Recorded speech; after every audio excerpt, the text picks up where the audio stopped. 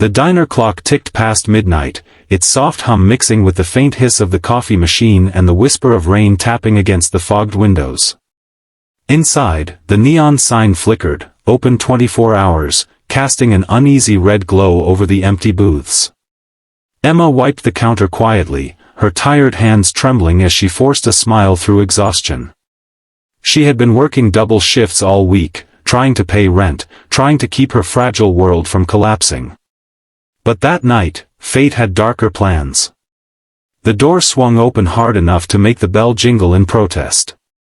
3 men stumbled in, their laughter crude, their boots leaving muddy prints on the floor. The air thickened. Emma straightened up, nervous but polite, trying to hide the fear that began to claw at her chest. If you believe that kindness and second chances can still exist in this world, then please like, comment, share, and subscribe to Kind Fire Moments. Your support helps stories like this one reach hearts that need them most. The men sat near the counter, their eyes glinting with the kind of malice that made Emma's stomach twist. One slammed his fist on the table, shouting for service. She stepped forward, her apron slightly crumpled, voice soft but steady. "What would you like tonight?" she asked. They mocked her tone, laughed at her nervousness. The diner, once warm and quiet, turned into a stage of humiliation. They began to throw harsh words, sneering, their voices cutting through the stillness like knives. She tried to stay calm, tried to keep her composure. But then one of them reached across the counter, grabbing at her wrist, pulling her closer. The world spun for her, fear, disbelief, pain, and helplessness colliding inside her. The diner's manager had gone home. The only other person in the kitchen was an old cook, half-deaf and asleep in the back. Emma's lips quivered. She wanted to scream, to run, but her voice was trapped in her throat. The men's laughter grew louder, their actions darker, their cruelty feeding off her silence. In that moment, she wasn't just a waitress anymore. She was a target. The kind of target the world too often ignores. Tears blurred her vision as she stumbled backward, clutching at her torn uniform, her dignity slipping through her fingers. Then, just as the neon light flickered again, the sound of roaring engines tore through the night. It wasn't the sound of cars.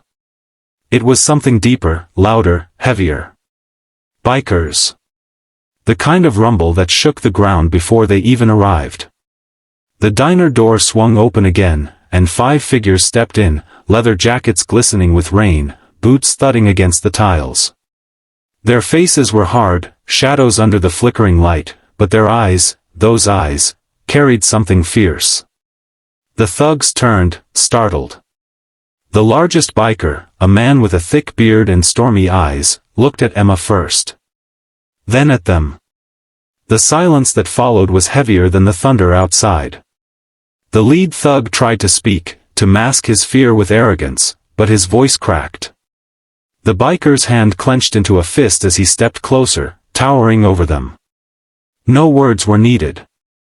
The thug's laughter died instantly, replaced by panic. Within seconds, the scene flipped, the predators became prey. The bikers didn't shout or boast. They simply stood there, united, immovable, like justice itself had walked through the rain. One by one, the thugs were pushed back, their pride stripped away, their cruelty exposed. When it was over, the silence was broken only by Emma's soft sobs. The bikers didn't stay for applause.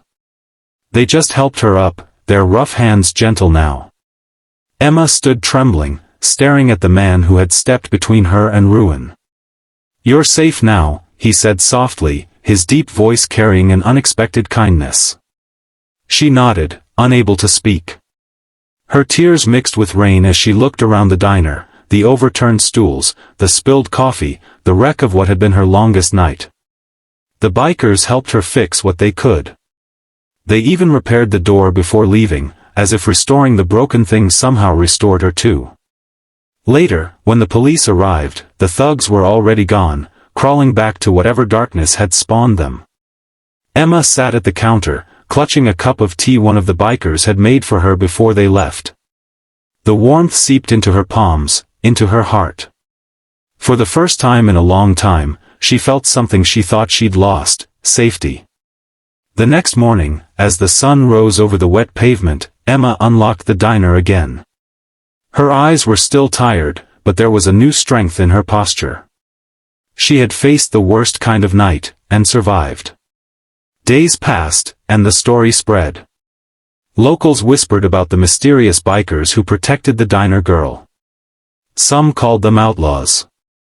Others called them angels in leather.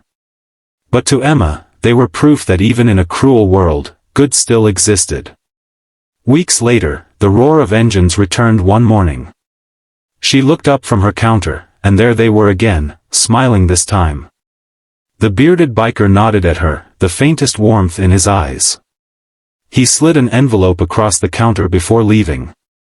Inside was a note: "You don't have to fight alone. The road's got your back." Emma cried then, not from fear or pain, but from something far deeper. Gratitude.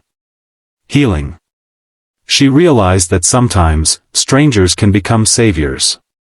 Sometimes, justice wears a leather jacket and rides through the rain. From that night on, she wasn't afraid anymore. The diner light that once flickered now shone brighter, steadier, just like her heart.